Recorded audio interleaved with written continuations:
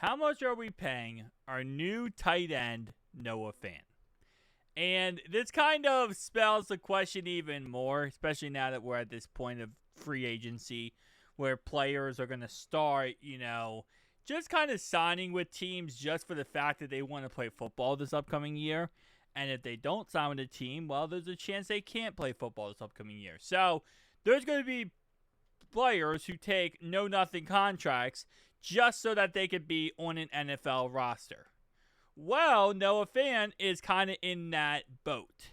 So he signed a 1-year deal with a base of $2.75 million, which in NFL veteran terms is absolutely nothing. I mean, that's bare minimum pretty much is what you're paying Noah Fant, who potentially could go out there and put up 700, 800 yards for you. I'm not saying he's going to, but he has the potential to do that. Now, of course, he also is wearing number 86, by the way, so I don't know if there was conversations with our boy Tanner Hudson and it just didn't work out. I'm not sure. We don't know all the details there. But what we do know is he is taking number 86, so it is what it is. I kind of was hoping Tanner maybe changes his number and let Noah Fant have, 87, but whatever. Last time 86 was worn was 1970s, so it's been a bit. Now this contract has a max value of $4.25 million. So kind of what you expect, again, when you sign a veteran player at this point is you're going to have incentives. You're going to have incentives that, can boost up that money he's going to get to a certain degree. So it looks like it's around, $1.5 million extra money he can make. Most likely he's going to be receiving. He probably had to play a certain amount of snaps. Probably has to play a certain amount of games. Honestly, works out pretty well that each incentive would be $500,000.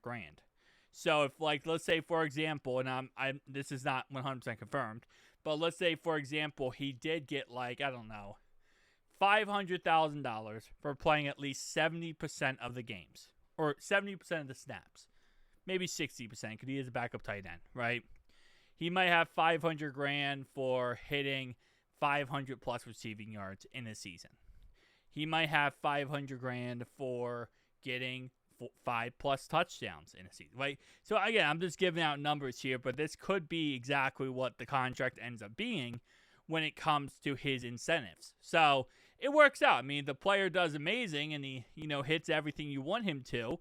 Not only are you paying him pretty much a no-nothing contract, he also gets his incentives. He also gets a little extra bonuses. So it works out for everyone. For comparison's sake, Mike Gesicki signed a base contract of $5.4 million and a $7.66 million cap hit when he signed with us. So, again, we'll see.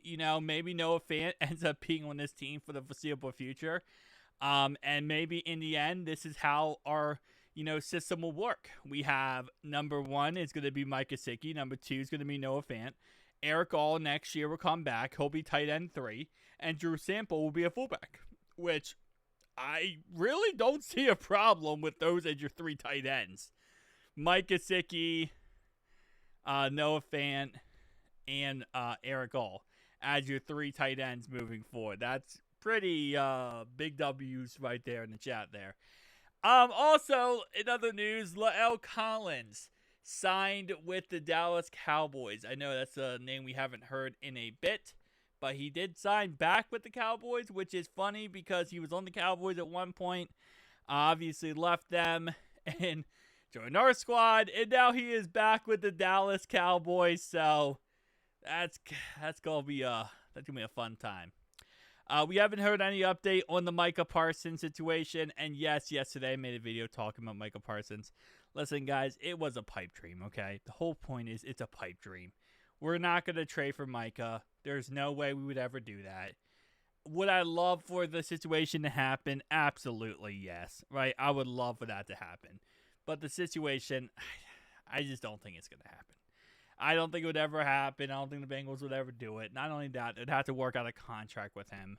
That would, again, be a month to have to work out a $100+ million deal. Micah Parsons, in all honesty, and this goes the same thing for Scary Terry as well. These players nowadays, I feel like, and this happens a lot, they request trades when they're in contract negotiations because they just want leverage. 90% of the time when someone requests a trade, they're not going to get the trade that they requested.